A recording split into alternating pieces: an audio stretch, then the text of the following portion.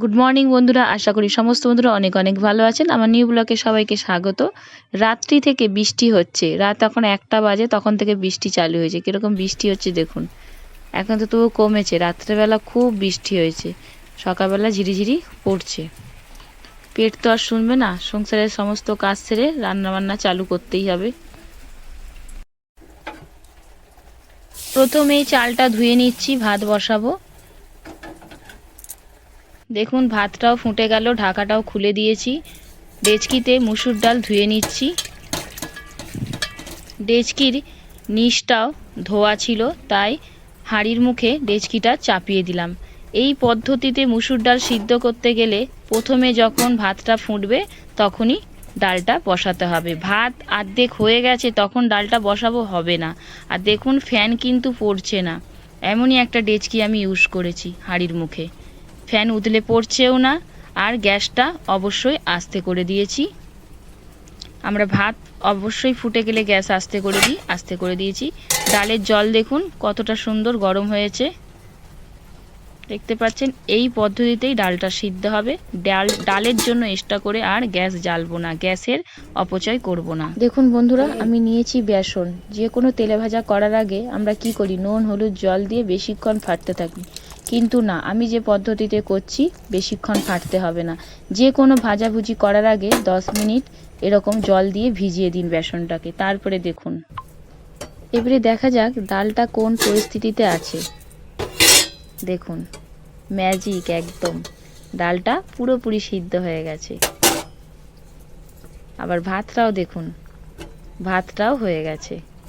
দুটো কাজ একসাথে হয়ে গেল। গ্যাসটা আলাদা করে ডালের জন্য আর জ্বালতে হলো না। আর ডালটা এবারে গ্লাসের পেছন দিক দিয়ে আমি একদম ঘন্ট বানিয়ে নেব। আমার কাছে ডাল কাটা নেই, আমি গ্লাসের পেছন দিক দিয়েই দিই। ডাল কাটা নেই বলে কি আর ডাল ঘন্ট করা যাবে না?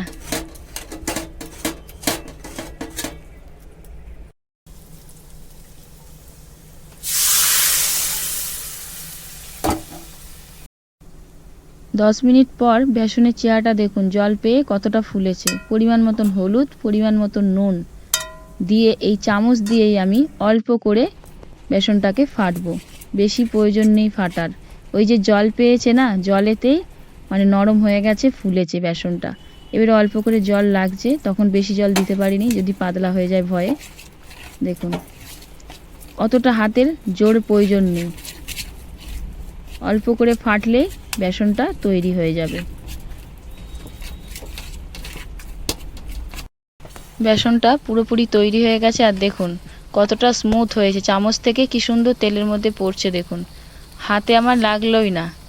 বেসনটা ফাটার জন্যও না, আর বেসনটা তেলে দেওয়ার জন্যও না, সব চামচ দিয়ে হয়ে গেল। এক সাইড হয়ে গেল, হাতটা দেখেছেন পুরো পরিষ্কার। এক সাইড হয়ে গেছে, অপর সাইড আবার উল্টে দিচ্ছি।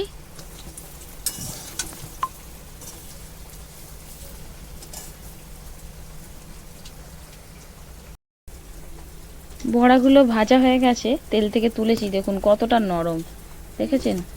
একদম স্মুথ, একদম কতটা নরম হয়েছে। দেখলেন তো বাইরে বৃষ্টি পড়ছে, আর বড় ছেলে বাইরে গিয়ে মুখ ধোয়ার জন্য বলছে বাইরে যাব। তখন আমি ওকে একটা পদ্ধতিতে মাথায় জল যাতে না পড়ে প্লাস্টিকের একটা বস্তা নিয়েছি, নিয়ে ওকে পেখমের মতন করে দিচ্ছি। দেখুন দুটো সাইড বস্তাগুলো ধরে নিয়ে একটা কোণ বস্তা আর একটা কোণের মধ্যে ঢুকিয়ে দিলাম। এই জিনিসটা আমরা দেশের দিকে যখন মামা বাড়িতে থাকতাম, এরকম পেখম মামা বানিয়ে দিত, আমরা এরকম পরে সারাক্ষণ ঘুরতাম। আজকে আমার বড় ছেলেকে আমি তাই করে দিয়েছি। ছাতা নিয়ে কলে টিপতেও পারবে না, মুখ ধুতে পারবে না, তো ওকে এইটা করে দিতে ও খুব মহা আনন্দেতে যাবে। দেখুন না, এই দেখুন নাচতে নাচতে যাবে, মানে খুব খুশি হয়েছে। আর রেনকোটও পরতে চাইছিল না, এইটাও নিতে খুব খুশি হয়েছে। বড়াগুলো ভাজার পর তরকারি করেছি, দেখুন কতটা সুন্দর লাগছে। আজকের সকালের কাজের অনেকগুলো পদ্ধতি আপনাদের সাথে শেয়ার করলাম। ভালো লেগে থাকলে এই পদ্ধতিটা আপনারাও করবেন। ছোট ছেলেকে চাউমিন খাওয়াচ্ছি। ভিডিওটা এখানেই শেষ। ভালো লেগে থাকলে লাইক কমেন্ট শেয়ার করতে ভুলবেন না। পরের ব্লগে দেখা হবে। সুস্থ থাকবেন, সবল থাকবেন। বাই।